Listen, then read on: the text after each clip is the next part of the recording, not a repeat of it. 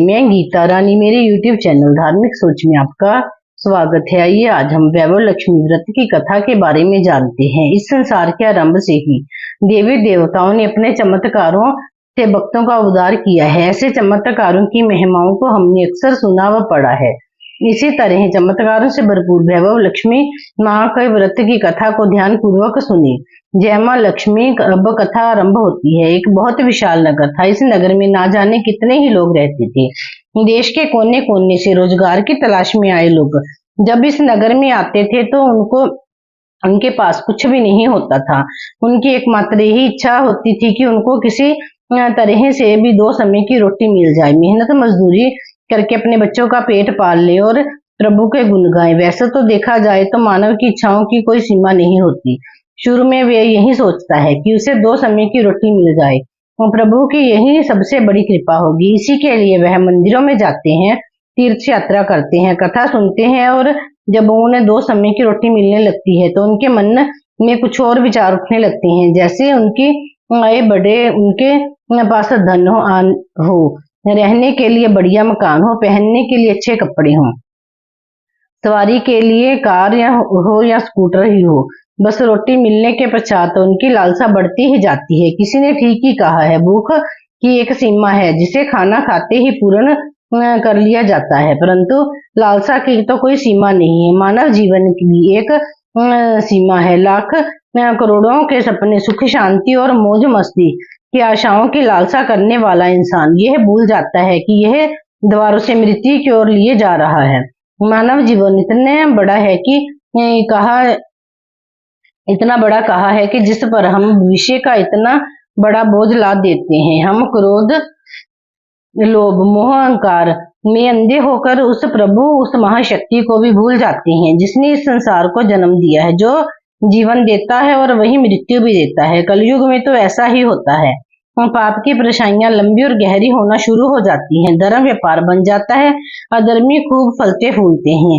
इस बड़े शहर में तो धर्म, कर्म और अधर्म अधिक था। इसी शहर में एक मोहल्ले में कमला और रमेश पति पत्नी के रूम में रहते थे। उनका छोटा सा घर था, यानी घर के नाम पर एक कमरा था। उसी कमरे में रसोई, उसी में सोना, उसी में खाना पीना, यही था उनका घर। रमेश किसी मिल में नौकरी करता था। कमला का घर का सारा कामकाज करती थी। उसने अपने छोटे ऐसे घर को भी इतना साफ सुथरा और सजाकर रखा था कि मोहल्ले की औरतें भी अक्सर कहती थी, घर की सफाई रखना तो हमारी कमला बहन से सीखें। कमला को उनकी यह बातें पसंद नहीं थी। पहले तो उसे घर के काम काज से ही समय नहीं मिल पाता था। दूसरा, पति की सेवा करना उसका परम धर्म था। पति की लंबी आयु और उनकी उन्नति के लिए ईश्वर की भक्ति करती थी। हर मंगलवार को महावीर जी का व्रत अपने पति की लंबी आयु के लिए रखती थी। मोहल्ले की चुगलखोर औरतों को कमला की अच्छी आदतें कैसे पसंद आ सकती थी। वो तो यह कहने लगती थी कि कमला में बड़ी अकड़ है, जो किसी से बात करना पसंद नहीं करती, शायद इसीलिए कि वह बड़ी सुंदर है। उसे अपनी सुंदरता पर बड़ा गर्व है। उसे यह नहीं पता कि वह जिस मोहल्ले में रहती है वहां सबसे मित्रता करनी चाहिए, उनके साथ मिलकर बैठना चाहिए। यदि वह किसी के पास दुख सुख बांटने नहीं जाएगी तो कल को इसके पास कौन आएगा।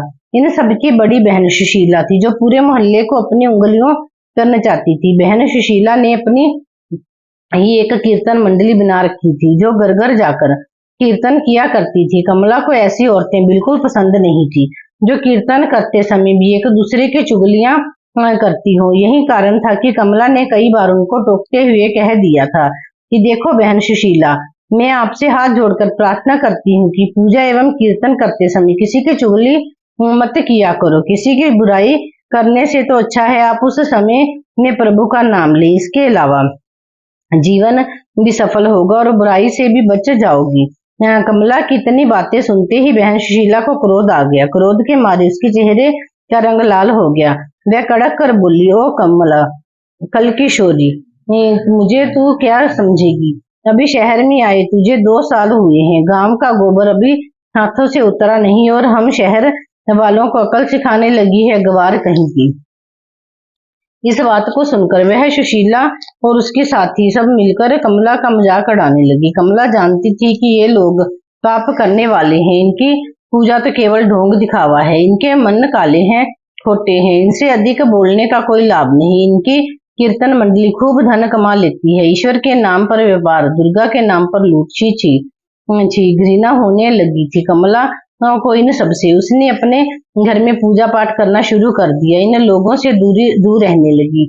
उधर रमेश बुरी संगत में पड़कर शराब पीने लगा, जुआ खेलने लगा। गांव से आया सीधा साधा रमेश शहर के साथियों में ऐसा फंसा कि उसे यह बुरी आदतें लग गई। शुरू में उसने अपने आपको बहुत बचाने का प्रयास किया, लेकिन जब चारों ओर ही आग लगी हो, वह कब तक बच सकता था। एक मजदूर का वेतन ही कितना होता है?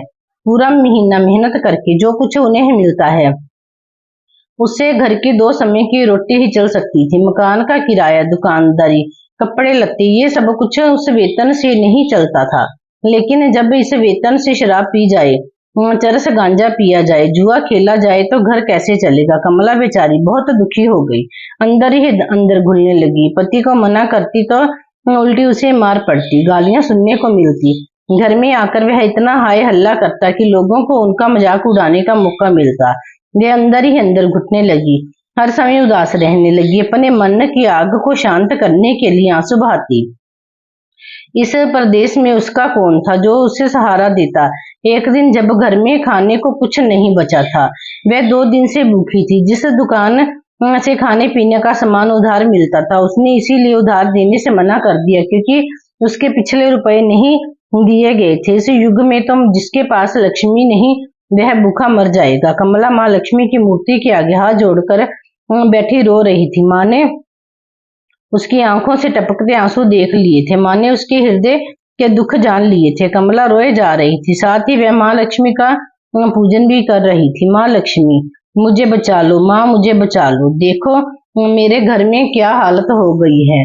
मैं 2 दिन से भूखी हूँ। मेरा पति बिगड़ चुका है। घर में लक्ष्मी जी आप बैठी हैं, परंतु आपका दूसरा स्वरूप जो इस संसार में माया का है, वह इस घर में नहीं है। उसके बिना जीवन नहीं है। माँ मुझे बचा लो, माँ मुझे बचा लो, माँ मुझे बचा लो। माँ शक्ति दो, शक्ति दो, माँ शक्ति दो।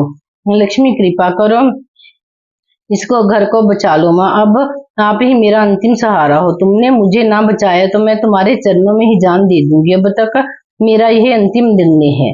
ये करती हुई कमला माँ लक्ष्मी की मूर्ति के आगे गिर गई। उसी समय घंटियां बजने लगी, शंख की आवाज आने लगी। कमला के उदास चेहरे पर अपने आप खुशी की लहर दौड़ गई। तभी उसके कानों में आवाज आई, बेटी कमला, तुम्हारी आराधना सफल हो गई है। तुमने इतने बड़े संकट में भी मुझ पर विश्वास नहीं छोड़ा, अपना श्रद्धा में कमी नहीं आने दी, इसीलिए मैं तुम पर बहुत प्रसन्न हूँ।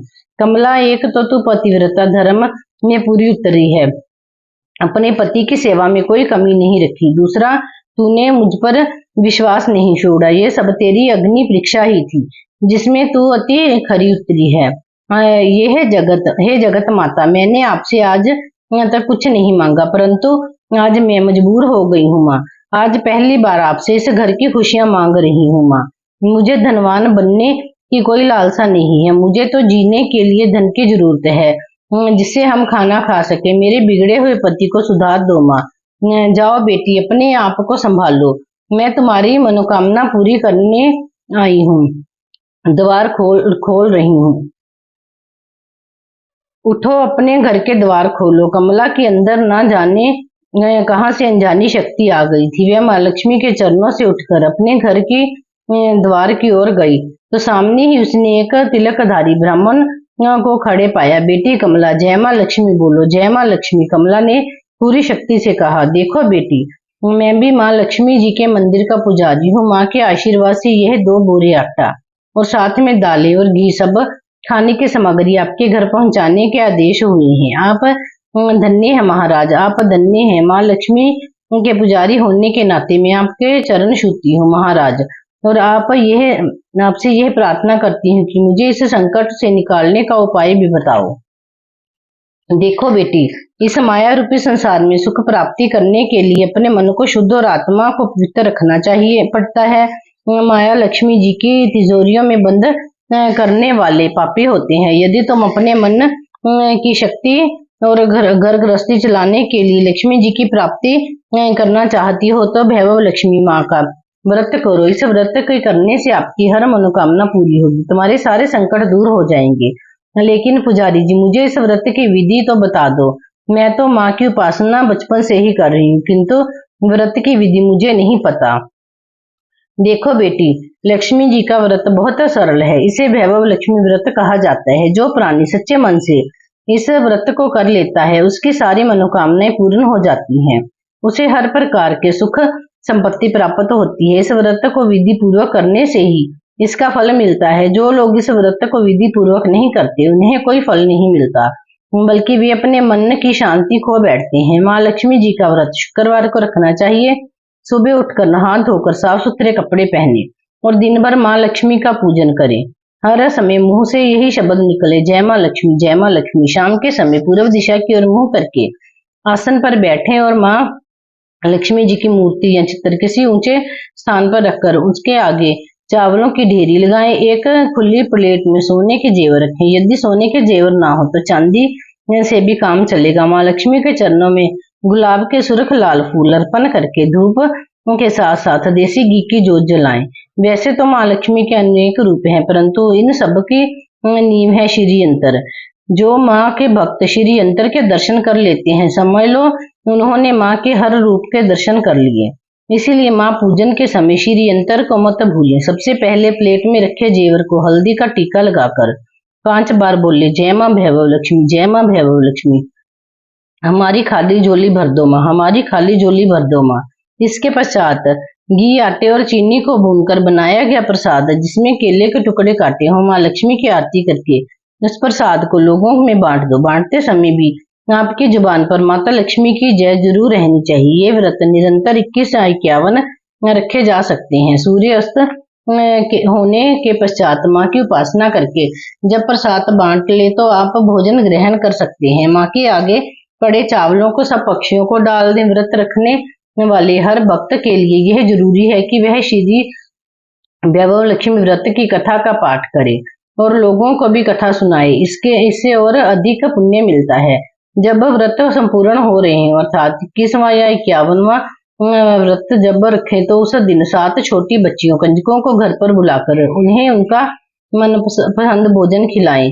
फिर कन्या को चांदी का अथवा गिल्ट का एक एक सिक्का दक्षिणा में भी दें। उसी दिन माँ लक्ष्मी की श्री वैभव लक्ष्मी व्रत कथा की 101 या 51 प्रतियां अभिमान भक्तों को अपने हाथों से बांटे। यदि इतनी प्रतियों की शक्ति ना तो 11 तो अवश्य बांटनी चाहिए। माँ की प्रतिमा के आगे बैठ दोनों हाथ जोड़कर उनसे प्रार्थना करते हुए कहें, हे माँ लक्ष्मी, आपकी वैभव और आपकी और प्रभु की कृपा से मैंने अपने व्रत विधि पूर्वक पूर्ण कर लिए हैं। इसीलिए हे माँ, आप हमारी इच्छा पूरी करो, हमारी मनोकामना पूरी कर दो माँ। हमें सदा सुखी रखना, हमारे परिवार को सुख देना माँ।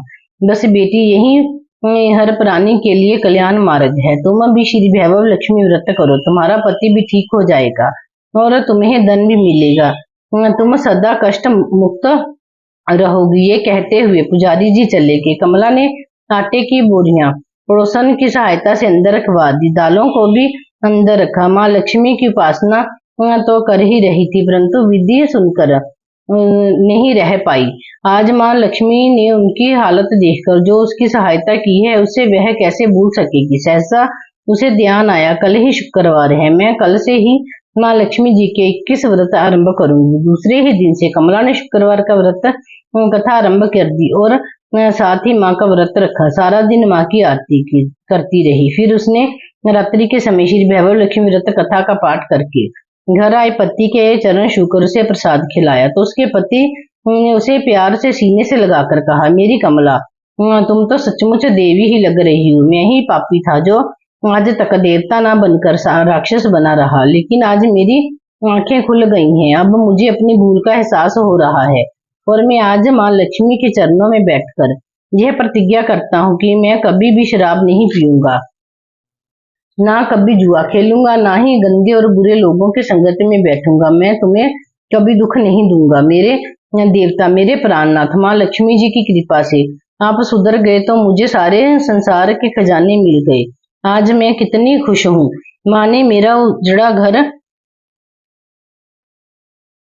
बसा दिया, मेरा सुहाग मुझे मिल गया। अब मैं 21 व्रत पूर्ण करके श्री वैभव लक्ष्मी व्रत कथा की 51 प्रतियां लक्ष्मी भक्तों को बांटूंगी, ताकि उनका भी मेरी ही भांति कल्याण हो जाए। रमेश ने अपनी पत्नी का हाथ पकड़कर उसे चूमकर कहा, देखो कमला, जिस माँ लक्ष्मी ने मुझे पाप के संसार से निकाल दिया है, मैं भी उनके 21 व्रत रखूंगा, सदा घर में उनकी पूजा करता रहूंगा। बोलो भैरव लक्ष्मी माता की जय। जय माँ भैरव लक्ष्मी, जय माँ भैरव लक्ष्मी, जय माँ भैरव लक्ष्मी, जय माँ भैरव लक्ष्मी, जय माँ भैरव लक्ष्मी।